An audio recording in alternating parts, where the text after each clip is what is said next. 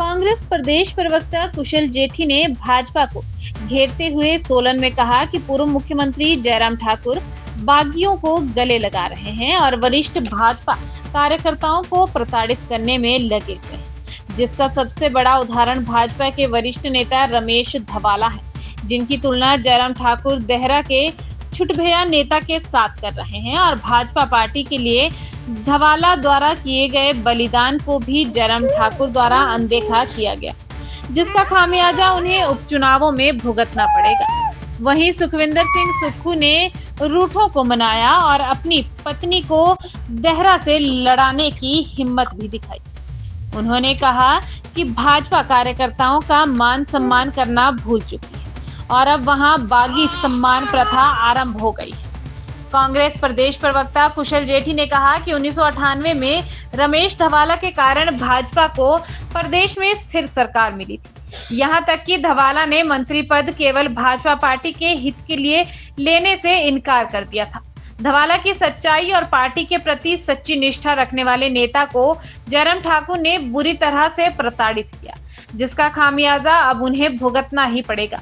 उन्होंने कहा कि जिसका फायदा कांग्रेस को 100% मिलेगा और कांग्रेस की देहरा में अवश्य जीत मिलेगी। ये रमेश धवाला जी वही हैं जिन्होंने 1998 में भारतीय जनता पार्टी की सरकार बनाई थी। 1998 से पहले हमेशा ढाइये का जो ठप्पा भारतीय जनता पार्टी के ऊपर लगा था कि 2.5 साल से ऊपर भारतीय जनता पार्टी की सरकार नहीं चलती। 1998 में इसी रमेश धवाला को जब राजा वीरभद्र सिंह सरकार अपने साथ लेगी, उनको ओथ दिलाई। और मैं सल्यूट करता हूँ ऐसे वफादार आदमी को कि जिसने उस समय मंत्री पद छोड़कर भारतीय जनता पार्टी को समर्थन दिया। हालांकि इंडिपेंडेंट थे वो, भारतीय जनता पार्टी ने उनका टिकट काटा, वो इंडिपेंडेंट जीत गए, फिर भी उन्होंने कहा कि भारतीय जनता पार्टी का मैं वफादार सिपाही। उन्होंने भारतीय जनता पार्टी की 1998 में सरकार बनाई। उस धवाला को जो पिछले 5 साल जयराम ठाकुर ने जलालत की धवाला जी के साथ जो जलील उनको किया गया, वो उनकी आंखों से कल मैंने एक इंटरव्यू देखा, उनके उसमें झलक पड़ा धवाला जी की आंखों से इंटरव्यू। मैं आपको याद करा दूं कि 2 बार के मंत्री और 1 बार के विधायक धवाला जी रहे। हम राजनीतिक क्षेत्र में अच्छे लोगों की कदर भी करनी चाहिए। धवाला जी एक ईमानदार आदमी राजनीति में रहे, आज तक मंत्री पद के ऊपर भी रहे 2 बार, लेकिन आज उनके ऊपर कोई भ्रष्टाचार का आरोप उनके ऊपर नहीं लगा। और कांग्रेस के लोग हम भी कहते हैं कि वो ईमानदार व्यक्ति राजनीति के अंदर हैं। जयराम ठाकुर की सरकार में उनको नंबर 1 मंत्री नहीं बनाया गया। उसके बाद एक छूट भैया पदाधिकारी उनके महामंत्री के साथ उनके 36 का आंकड़ा था, उस महामंत्री से लिखकर माफी मंगवानी पड़ी। रमेश धवाला को लिखकर माफी मांगनी पड़ी।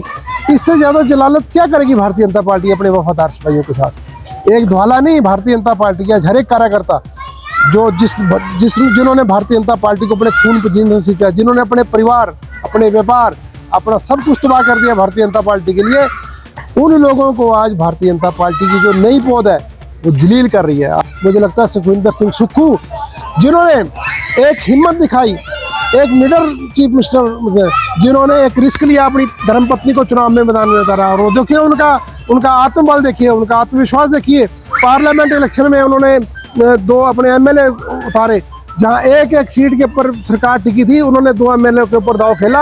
आज उन्होंने अपनी पत्नी के ऊपर दाव खेला। अरे दिल चाहिए इसके लिए। क्यों जेपी नड्डा जी ने दिल दिखाया हिमाचल प्रदेश राज्यसभा में, क्यों नहीं गए? क्यों गुजरात से चुन के आए? ये होता है दिल। अगर दिल दिखाते हिमाचल प्रदेश राज्यसभा के मेंबर बन के जाते तो उनको हम कह सकते हैं कि हिमाचल प्रदेश राज्यसभा के मेंबर गए। तो मैं आपके माध्यम से देहरा की जनता से अपील करूंगा कि आप रमेश धवाला जैसे एक वफादार भारतीय जनता पार्टी के सिपाही के साथ अगर ये जलालत भारतीय जनता पार्टी कर सकती है, तो आपका क्या हासिल होगा? इस करके आप भी इसमें कांग्रेस का सहयोग करें और कांग्रेस की श्रीमती कमलेश ठाकुर को वोट देकर उनको सफल बनाए।